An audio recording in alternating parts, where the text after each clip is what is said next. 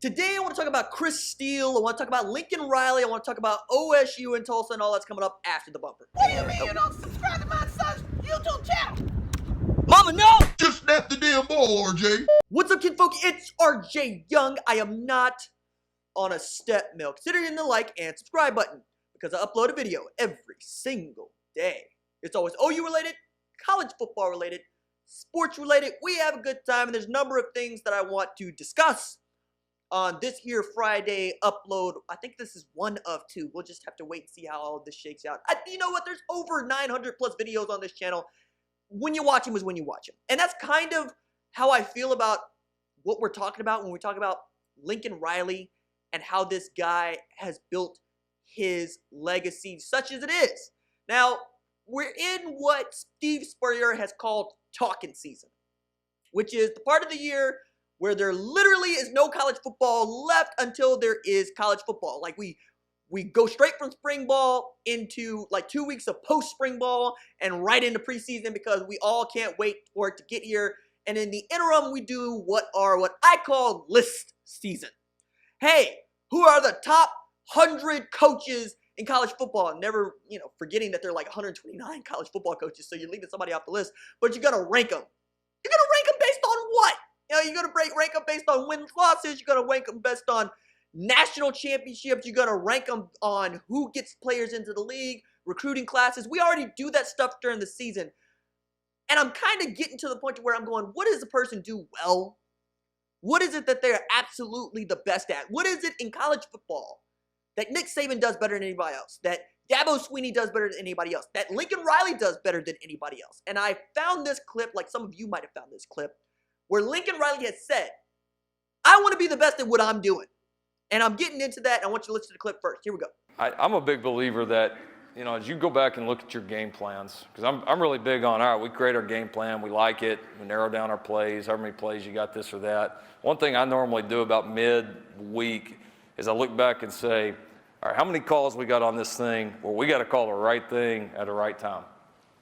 And depending on how smart you think you are, or how smart you think your quarterback is, or how much you think you can, be right, I think that number gets too high, it gets tough. I mean, you're going to have those games where you call them all right, and you hit them at the right time, and catch them in the right coverages, or right blitzes, this or that, and then you're going to have those games when you don't, where they adjust, or they do something different that you didn't see, and then all of a sudden, all that stuff you worked and counted on, this and that, where you standing at the end of the day, and so we've tried to, develop our game, and not just our throw game, but really every part of it, to have calls that you are confident calling no matter what they're in.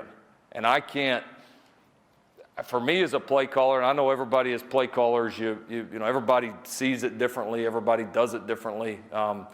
Those calls for me in a game are, I say your security blanket, whatever, but I mean, those to me are, I want to feel like that 80% at the minimum of the calls of my call sheet, I'm good with calling no matter what the hell they're in. Because to me, anything over than that, if they change, I put it back on their terms. If they change, if they do something different, if we call it at the wrong time, this or that, so much has got to go right for that one play to work. So Lincoln Riley wants to run plays that he knows he can win with. He wants 80% of his play calls, the ones that he knows that he's going to run no matter whatever the hell it is they're in, that he feels confident in calling. That is what Lincoln Riley does better than any other college football coach in America. He knows who he is as a play caller, and because he knows who he is as a play caller, Oklahoma's offense is always going to know who it is and what its identity is. I was actually talking with Bronson Irwin about this on the channel earlier in the spring. And he would say what most people say about air raid coaches. They only run a handful of plays. Like they might run between like 7 and 15 plays on the regular. And that might be all they run. They just run them out of different formations and they give you different looks off of the same play. So there's really not that much of a difference. And you've seen Lincoln Riley on the sideline. You know this to be true. His play sheet fits on a 3x5 index card. He looks down at it. He sends it a hand signal. And then they run the play. And they run the play really, really well. And that is the part of this that is really interesting. You can run a very limited amount of plays if you are the best in the world at running those plays. You've heard me gush over and over about Lincoln Riley's guard, tackle, counter, pull play. You've heard Bronson Irwin, Corey Hilliard, who is the producer on my show Fight Me, 2 offensive linemen, 2 guys that have played in the NFL, say it's a really simple play. It's a play that you run coming out of Pee-wee. But if you run it better than anybody else runs it, nobody's going to be able to stop it. And you see that with, say, the Patriots, who we continue to talk about as one of the best college football franchises ever, with the best football coach ever calling the plays. And they've just decided, we're going to be better at this than you are doing whatever it is you're doing. Like the great quip about Michael Jordan was that he's better at his job than you are at yours. And that's where you want to live and breathe. That's what I think we all should be striving for. And that's why Lincoln Riley has been immediately successful. The man literally can do what he does better than what you can do. Like even on this channel, I want to be better at this than he is at calling plays. And I got a ways to go. But you get my point here. So when you watch OU's offense, have that in the back of your head. Whatever they're running, they feel confident running because they know they're the best at it. And having that level of confidence is going to carry you a very long way. When you think about OU's defense the last 7 years, they didn't look comfortable running anything until they fired Mike Stoops and you told Ruffin McNeil to just hold the line. And what did Ruffin do in that first couple of weeks against TCU and Kansas State? He simplified the defense. He said, whatever we're running, we're going to be confident running it. We're going to make mistakes going 100 miles an hour, and you're not really going to make that many mistakes if you know what you're doing. He had a really great line that said, look, I go through the game plan on Wednesday. If there's anything that anybody does not understand 100%, I toss it out. Because that means that everybody in that room is not comfortable running that play. So if one of the 11 is not comfortable, let's just throw it out. Let's run what we all know how to do. And I think that is the part that we should be paying more attention to when we talk about college football. We talk about sports really because this season. Other bit about this is that we are entering a new era where the transfer portal knows all and dictates all. And I'm enjoying it. I'm enjoying it because I get to do this. I get to talk into this microphone, into this lens, talk to you about college football, talk to you about what's going on the shaking. This is exciting. And as much as the fogies hate it, I mean, we'll leave you behind because kids are going to move around. You can call the pseudo free agency. You can call it free agency. Whatever it is, it's player empowerment. I'm here for player empowerment. Okay? I'm here for player empowerment as long as the college football coach can just leave a job and take another job.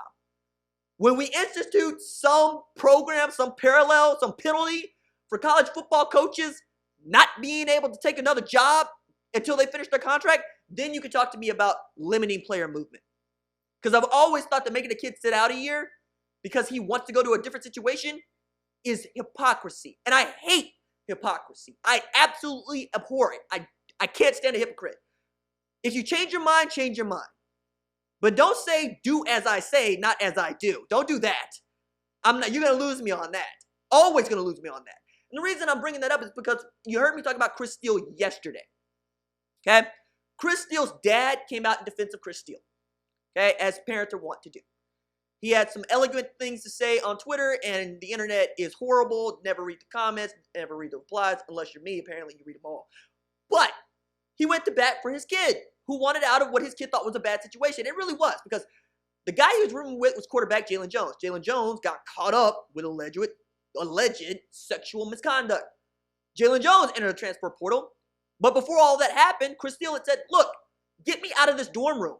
I don't want to be associated with a guy who has been allegedly engaging in sexual misconduct.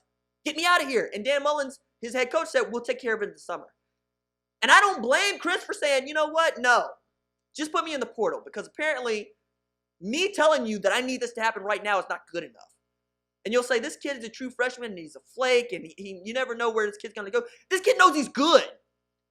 Chris Steele knows he's good, and you're always going to forgive somebody who's good. You want to forgive Tyreek Hill. You want to forgive Kareem Hunt. You wanted to forgive Greg Hardy. I'm kind of with you on the whole zero tolerance for doesn't work, but there needs to be some accountability. And when a kid who is 19 years old says out loud, hey, I see how this can go, and I want to get as far away from it as possible, and you don't want to give him what he wants, I got to put it back on you. I'm not going to go out on the kid because the kid knows he can play. Wherever Chris Steele ends up, whether it be Oklahoma, Oregon, USC, he's going to be happy about it, all right? And they're going to be happy to get him because he's still a 5-star corner. He was still one of the most, if not the most sought-after corners in the 2019 class. And everybody in college football needs better corners because this is a pass-happy era of football. Okay? It's like Wisconsin and everybody else is throwing the ball. Wisconsin wants to run it, everybody else is throwing it. But if one man ends up at South Carolina, which is on his top 5, ends up at Oregon, which is on his top 5, USC on his top 5, Oklahoma on his top 5, cool. Now, Oregon, USC seem to be the bets because he grew up just down the road from USC at St. John Bosco, and we know that Mario Cristobal is building a friggin' hammer up there in Oregon.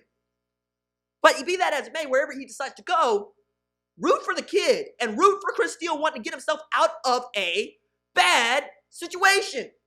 Instead of blasting his dad or blasting him on Twitter. I mean, we got so many people that are using their fake internet names to call people names.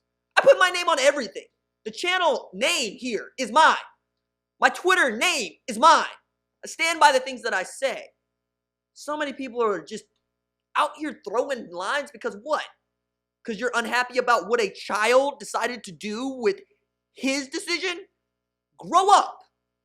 You know who's grown up? Oklahoma State grew up. They gave the home and home to TU. We got a deal in place where Oklahoma State is going to play TU in a home and home for like 8 straight years. It's something that TU has wanted for doggone near 20 years, and Oklahoma State's like, nah, we're better than TU. We don't want to give you a 1-for-1. We'll give you the 2-for-1, and TU took the 2-for-1. Now, the money is right, and we'll see about that, but I also think this has a lot to do with Oklahoma State just ain't been very good, 1. And 2, Oklahoma State doesn't want to schedule the big boys because they know they can't compete. Flat out. Boise State was the highlight of your season last year. That was your non-con. You brought in, you played Florida State. You didn't bring them in. Played Florida State. That ain't go well. Thought you should have beat up on Jameis. You didn't. And then what? Who are you scheduling if you're Oklahoma State? You're scheduling University of Tulsa. So University of Tulsa's going to be happy about that. That's a trash football program. It's my alma mater. It's a trash football program. And for those of you people in the comments, I went to undergrad at TU. I got my master's at Oklahoma. So sit down, shut up. But I'm happy to see that Oklahoma State and TU are putting together a rivalry. I am unhappy to see that it's going to be presented by the Bank of Oklahoma. Not because I got shade against the Bank of Oklahoma, but because it took a presenting sponsor for this to be a thing. Oklahoma State and TU are on the same level of historical college football success. They should be playing each other. Instead, you got Oklahoma State fans who are just going to stay pissed at OU because you're holding 88 L's. You play who you're playing. Beat up on them. And when you beat up on them, then you get an opportunity to move up. Maybe. But since you're Oklahoma State and you're just pissed as hell at everybody, like that's the kind of thing that I get. Oklahoma State in the Big 12 is like Georgia and the SEC, in which your rivalries are literally everybody because they've decided to be mean to literally everybody and nobody likes them. Now, I mean, even OU fans can get it up for Nebraska, and Nebraska's garbage. Nebraska's actual bad, and we're all looking forward to that because there's some respect there. You know, game of the century aside, those games have always meant something to both sides. The Bedlam rivalry only means something to Oklahoma State fans. We like dunking on you. I'll dunk on you, but it doesn't do anything for my season. Beating up on Texas, that's the move.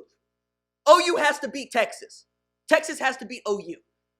I don't look at Oklahoma State and say, yo, that's a game to circle right there. I look at it and say, we better whoop them. Otherwise, are we having a bad season? Not necessarily, no. But I look at them like I look at TU. That's how I would see the loss. Because historically, that's who Oklahoma State has been to OU. So be happy that you're playing TU. The Golden Hurricane got enough money to pay you. Everybody's going to make out because that rivalry stays in the state. We'll get lots of economic development, so forth along those lines. Mike Gundy gets to tell everybody he has a decent non-conference opponent if TU gets to be like an 8-5 team again. But I think it's good for Oklahoma State. I think it's good for TU. I think it's good for different reasons than they think. I think TU gets to punch up. I think Oklahoma State finally punches its weight. And we'll wait and see. But, you know, I'm only going to watch that game if I really don't have anything else to watch. That's just me. Alright, that is it for me. Doses.